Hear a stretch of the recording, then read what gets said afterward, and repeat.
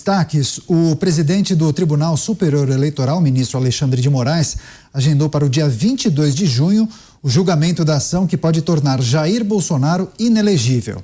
Em julho do ano passado, o ex-presidente realizou uma reunião com embaixadores no Palácio do Planalto e criticou o sistema eleitoral. O Ministério Público Eleitoral defendeu a inelegibilidade de Bolsonaro, dizendo que o discurso dele afetaria a confiança de parte da população brasileira nas urnas eletrônicas. Tiago Pavinato, eu gostaria de ouvi-lo acerca desse julgamento. O presidente da República é acusado de abuso de poder político e também uso indevido dos meios de comunicação, já que a TV estatal, TV Brasil, transmitiu esse evento.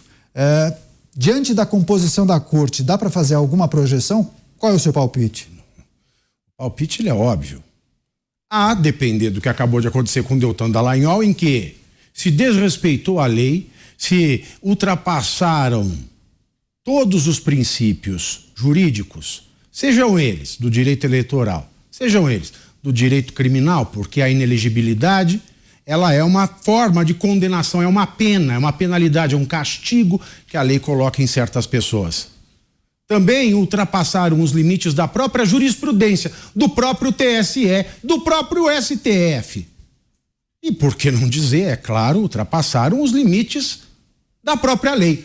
Ultrapassaram princípios, ultrapassaram, quer dizer, tratoraram, passaram por cima, soterraram, pisotearam, deram um beijinho no ombro, pularam em cima, fizeram até com fontinha de água, sabe? Chafarizinho, e deixavam cair e pisavam em cima da lei, dos princípios gerais de direito e da própria jurisprudência e da doutrina. Ou seja, pisotearam tudo. A depender do que fizeram, tendo como exemplo o que fizeram com o Deltan, que criaram mais hipóteses para a inelegibilidade, porque o caso dele pela lei não é de inelegibilidade, podem falar o que quiser, mas não tem doutrina séria que me faça engolir esta decisão tomada pelo relatório e pelo voto que foi seguido por todos os outros ministros do ministro Benedito Gonçalves. Enfim, a depender disso, sim, Bolsonaro corre o risco de se tornar inelegível. Mas é importante que se diga, entre terça passada e esta terça-feira, aconteceu muita coisa. Aconteceu coisa demais. Então eu não sei se Bolsonaro vai se tornar inelegível por conta dos acontecimentos dos últimos 7 dias. Explico. Alexandre de Moraes, ministro Alexandre, quando eu tive aula com ele, ele tem uma vocação para o sarcasmo e para fazer stand-up comedy. As aulas dele eram ótimas. Mas ele marcou o dia 22, eu sinto aí algo da personalidade do professor Alexandre de Moraes em ter marcado para o dia 22. Bom, feito este à parte, por que pode ser que o Bolsonaro ele se safe? Bom, Bolsonaro ele é acusado de se reunir com embaixadores e ter cometido um ato antidemocrático, um ato que feriu a democracia ao falar do sistema eleitoral brasileiro, e por isso o acusam de abuso de poder político e querem a sua inelegibilidade por conta disso. Tá simples de entender? É isso. Se encontrou com o embaixador para falar mal da democracia e agora ele tem que ficar inelegível. Primeiro, ele não poderia nem estar sendo processado por isso. Por quê? O que é um crime eleitoral? Um crime eleitoral é aquilo que a lei eleitoral diz que é crime. Numa democracia, não há crime sem lei anterior que diga que um fato é crime. Ou seja, para que alguma coisa seja crime, antes desta coisa acontecer, tem que existir uma lei aprovada antes desta coisa acontecer, dizendo que aquilo é crime. E sendo crime, vai receber a penalidade. Princípio do direito penal numa democracia: não há crime sem lei anterior que defina um fato como crime e não pode haver condenação, penalidade, sem que uma lei anterior diga que sendo crime esse fato vai ser condenado com tal penalidade. E abuso de poder político não está, infelizmente, não está na lei eleitoral brasileira. O único crime de abuso que está inserido na lei eleitoral é o abuso de poder econômico. E vou usar um exemplo. 2019 ou 2020, eu não lembro o ano ao certo. O Fachin ele propôs a cassação dos mandatos de deputados evangélicos. Qual o argumento? Abuso de poder religioso. Como assim? Grandes bispos de grandes denominações pentecostais e neopentecostais, ao pedirem voto para aquele candidato estava eleito. Então, o Fachin, ele fez este exercício. O abuso de poder religioso é um abuso de poder político. Político é o quê? Político significa aquilo que tem a ver, são as coisas da polis. A polis era o quê? Lá na democracia grega, a polis era onde viviam os atenienses, e a polis, naquela época, englobava tudo: a vida privada, a vida particular, a vida religiosa e a vida econômica. Hoje, na democracia moderna, nós temos várias polis. A minha vida pessoal é uma polis, a minha vida pública é uma polis, o meu trabalho é uma polis, a minha vida religiosa é uma polis. Portanto, o abuso de poder religioso é o abuso de poder político. Logo, ele queria caçar os deputados evangélicos eleitos com a indicação / exigência de grandes líderes religiosos. E o próprio ministro Alexandre de Moraes fez com que esta tese se tornasse vencida na época.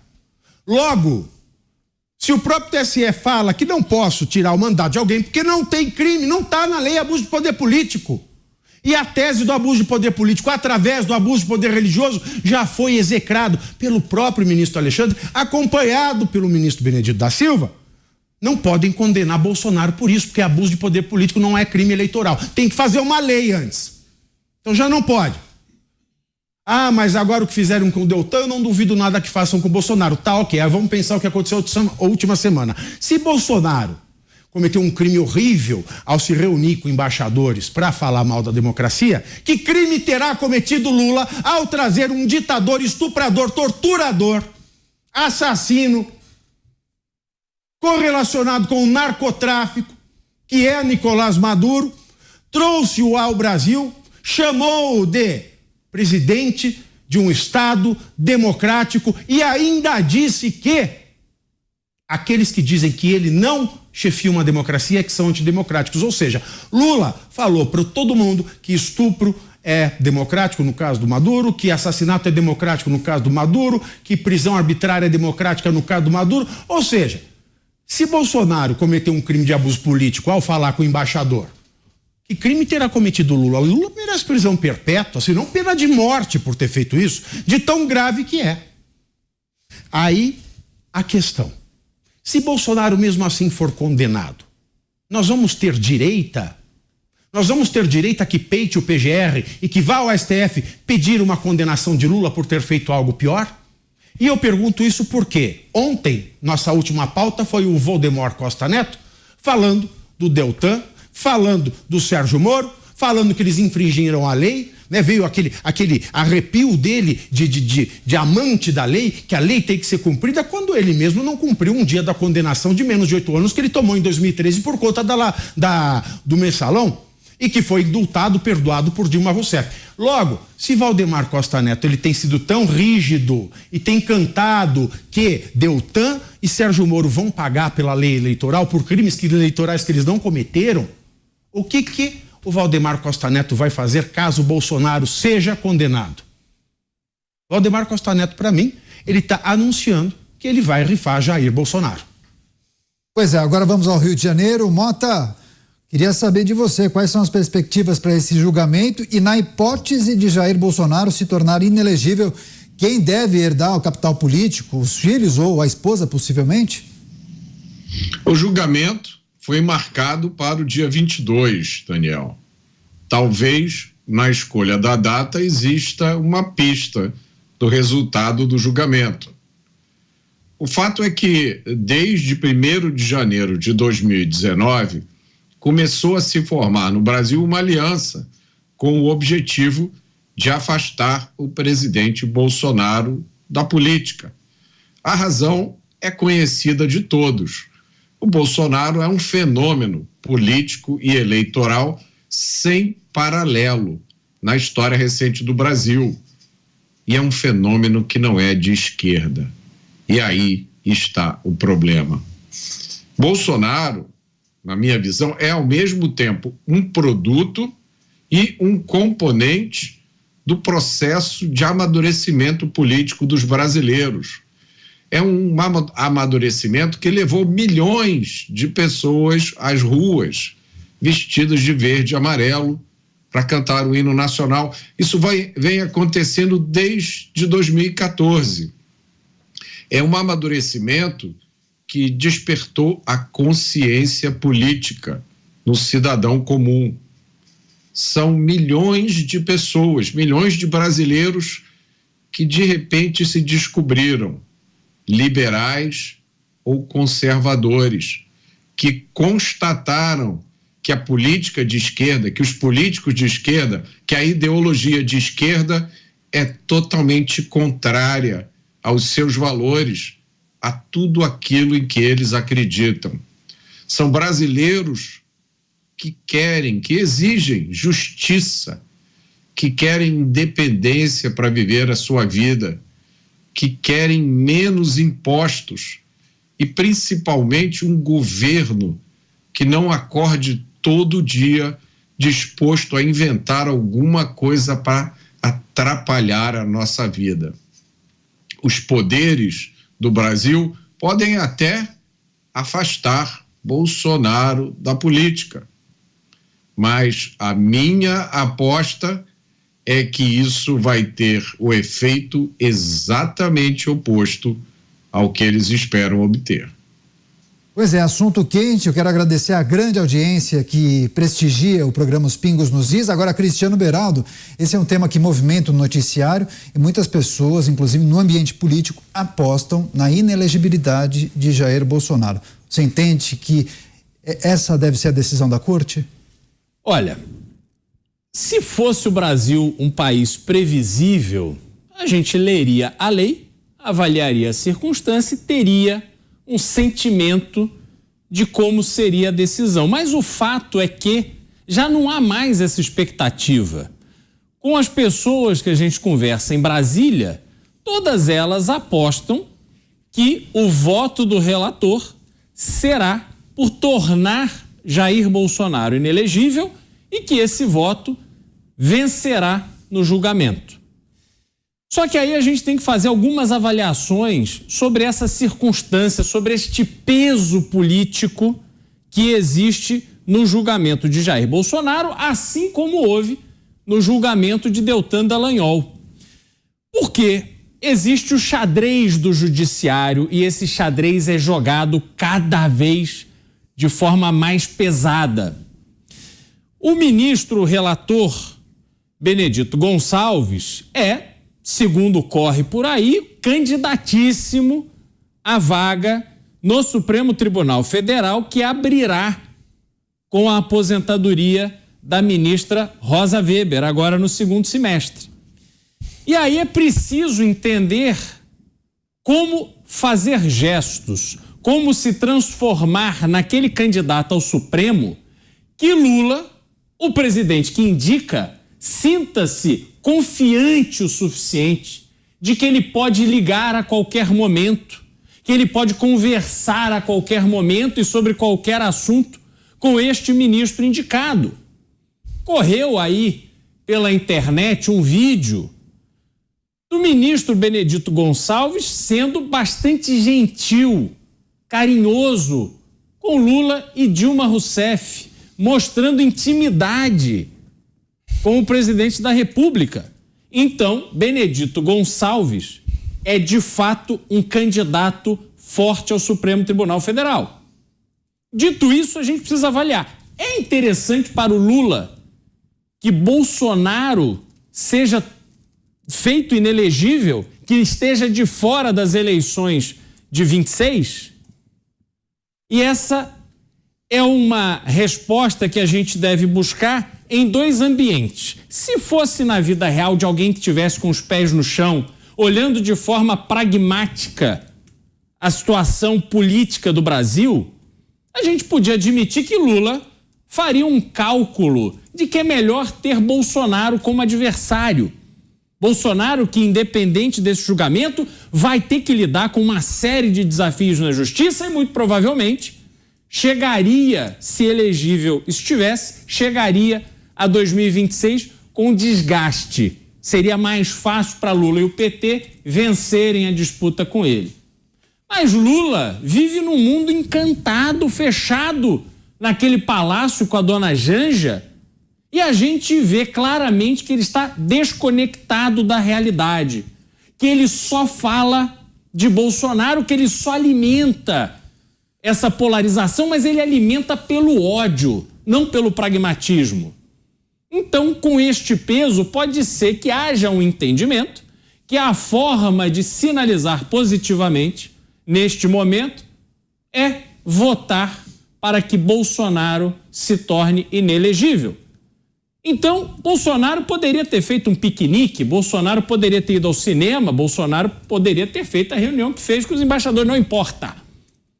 A justiça brasileira não se dá mais em cima de fatos e nem da lei. A gente tem acompanhado decisões bizarras das instâncias jurídicas do Brasil.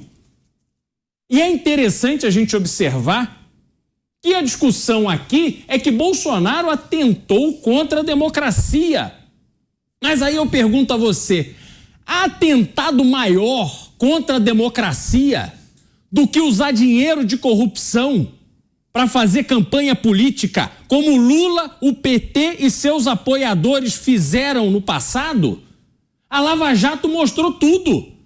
Os valores, de onde saíram, para onde foram, como é que foram usados, delações, extratos bancários, milhões achados em malas. E aí o que aconteceu? Não, isso aqui não é caso, se o dinheiro foi usado para eleição, é caso para a justiça eleitoral. E aí a gente vê como é que está o Brasil. Esses casos que foram para a justiça eleitoral, que claramente atentam contra a democracia brasileira, estão lá andando a passos de tartaruga. Há um passo que este encontro com os embaixadores, em coisa de 1 ano, já está sendo definido. O que quer a justiça eleitoral brasileira? Qual é a mensagem que a justiça eleitoral brasileira quer passar para a sociedade? É de que efetivamente zela pela democracia? Porque se assim fosse, teria já condenado essas pessoas que usaram dinheiro de corrupção, roubaram a Petrobras, roubaram empresas públicas, roubaram em licitações para poder ter vantagem no processo eleitoral, ter vantagem financeira sobre seus adversários e nos condenar como sociedade a sermos administrados pela esquerda, pelo Lula, pela Dilma, pelo PT, como fomos até 2016. Esse conflito da justiça eleitoral é que decepciona o povo brasileiro e que deveria ser suficiente para que vossas excelências, os ministros, pudessem ter consciência da responsabilidade que têm, não só com o julgamento com base na lei, mas no exemplo que eles devem prestar à sociedade brasileira. Tá certo, agora vamos à capital federal tratar ainda desse assunto. Cláudio Dantas. Dantas, esses bastidores trazidos pelo Beraldo, que envolvem integrantes de cortes superiores com o Executivo Federal, pode ter algum tipo de influência no julgamento? É um ingrediente para deixar no radar?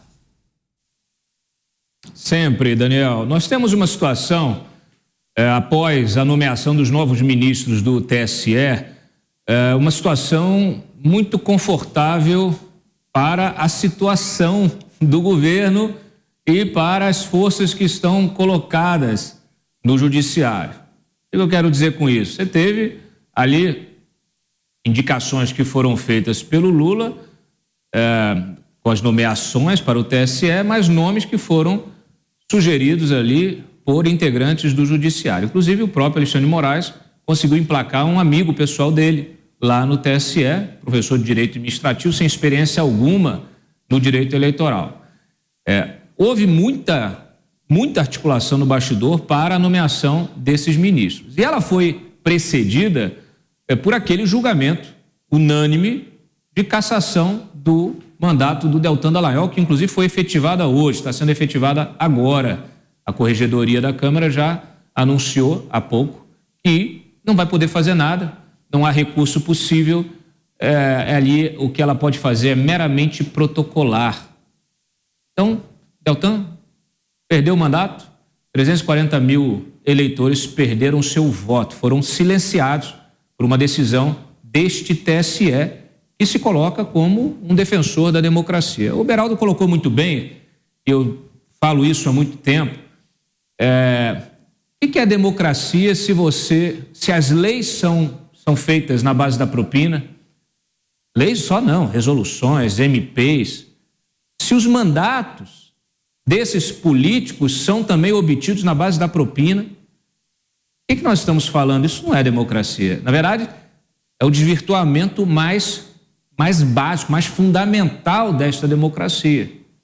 Quando você tem um agente econômico que financia com objetivo, com interesse de conseguir aprovação de normas, de leis que o beneficiem e financia 2.000 parlamentares no Brasil inteiro, desde a Câmara Federal, desde aqui do Congresso até a Câmara de Vereadores, o que você tem? Não é um Estado democrático de direito, naturalmente. Então nós estamos agora, isso tudo foi trazido pela Lava Jato, né? Não estou eu aqui inventando nada, isso tudo foi exposto pela Lava Jato, e o que a gente tem visto são essas instituições e as autoridades que compõem, né, essas instituições, que comandam essas instituições, estão revertendo os avanços que foram obtidos pela Lava Jato, os avanços institucionais, os avanços culturais até, porque infelizmente no Brasil a corrupção é um problema cultural, não é conjuntural. E aí se estabeleceu, né, essa tese da criminalização da política. Por quê? Porque em determinado momento um grupo de burocratas e integrantes do serviço público resolveu reagir, resolveu combater o sistema por dentro do próprio sistema. Estão pagando por isso. Estão pagando, inclusive, com as suas carreiras, com as suas vidas pessoais, familiares, com a sua reputação. Estão pagando. Estão pagando. Essa revanche, ela não vai terminar aqui. E ela se mistura com esse caça às bruxas ao bolsonarismo. Se alguém tem dúvida de que Bolsonaro não perderá os direitos políticos, pode tirar o cavalinho da chuva. Perderá. Pode não perder nesse processo, vão arrumar outro que vão perder para que ele os perca. Por quê? Porque isso faz parte dessa estratégia. É preciso ceifar a cabeça desse movimento que se estabeleceu a partir justamente da Lava Jato. É preciso que se entenda o seguinte, e aí é importante que a gente lembre que agora em junho, nós estamos em junho de 2023, está se completando 10 anos das jornadas de junho de 2013, onde dizem que está ali o ovo da serpente, todo esse processo.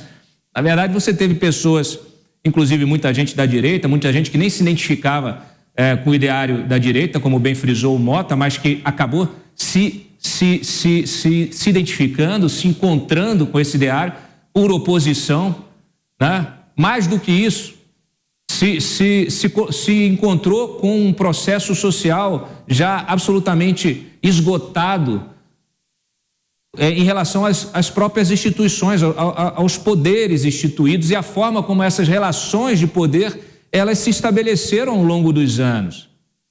As pessoas cansaram da corrupção, cansaram de ser escorchadas, de serem aí vilipendiadas no seu direito mais básico, tendo que sustentar uma máquina pública mastodôntica e que não entrega nada, que não devolve nada para esse cidadão. Então nós estamos completando esses 10 anos e dentro desse ideário da esquerda e de boa parte do sistema, tanto os oportunistas que compõem esse sistema estão vendo a possibilidade justamente de se combater qualquer possibilidade de que se tenha um novo junho de 2013. E aí colocam nesse mesmo barco tudo que vocês possam imaginar que se contraponha aos seus interesses próprios. E aí você tem a Lava Jato, o lavajatismo, você tem o bolsonarismo, você tem todo mundo colocado num cantinho da sala sendo classificado de extremista, de direita, de fascista. É uma sociedade que tem um sentimento que não é só antipetista, é um sentimento de revolta que infelizmente está silenciado. E cada vez mais, hoje mesmo, estavam tentando aprovar a urgência aqui na Câmara de um projeto da filha do Eduardo Cunha, proibindo você de fazer qualquer tipo de crítica, de chamar de corrupto, de qualquer coisa, do político que não tiver condenado em última instância. Então, nós estamos vivendo realmente uma situação que é muito limite essa situação. Ela é extenuante para a sociedade. Infelizmente, a sociedade não entendeu isso ainda. E é essa mesma sociedade, nós temos algumas gerações novas que talvez não tenham compreendido a energia motora daquelas manifestações de 2013, mas essa energia continua aí, porque a insatisfação com esse sistema permanece. Então, é aguardar e ficar atento, porque, enfim, eu não espero nada diferente daquilo que a gente entende que vai acontecer.